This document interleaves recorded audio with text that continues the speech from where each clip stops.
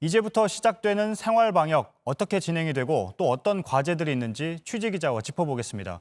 정책팀의 배양진 기자가 나와 있습니다.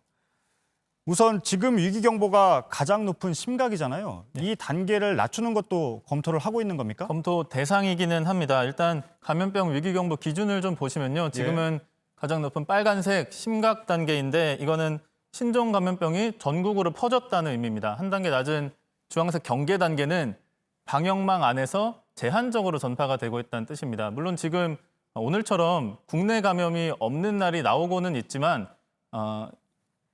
제한적인 전파가 방역망 안에서만 이루어지고 있다고 하려면 이런 날이 조금 더 계속돼야 한다는 게 정부 판단입니다. 혹시라도 검토를 거쳐서 경계 단계로 조정을 하게 되면 지금 정세균 총리가 본부장 역할을 하고 있는 중앙재난안전대책본부는 운영을 마칠 수도 있습니다. 하지만 복지부에 설치되어 있는 중앙사고수습본부와 질병관리본부가 맡고 있는 방역대책본부는 그대로 유지를 합니다. 예.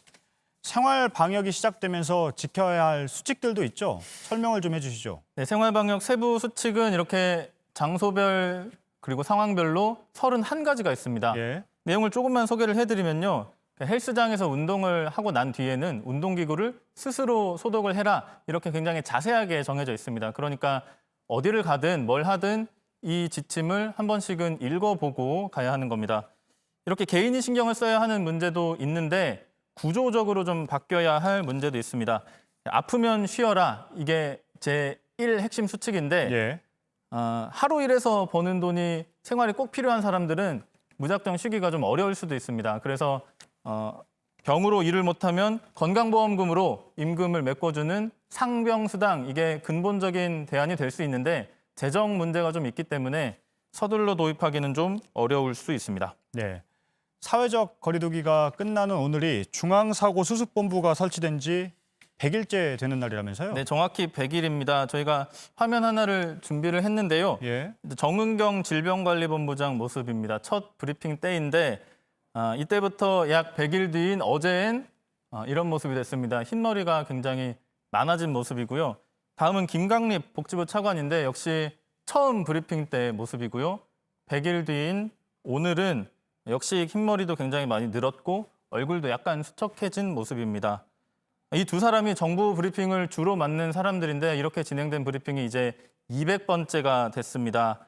김광립 차관이 오늘 소회를 좀 밝히기도 했는데 복지부 직원들, 중앙사고수습본부 직원들에게 감사하다 이렇게 이야기했습니다. 이 부분은 직접 한번 들어보시죠. 예.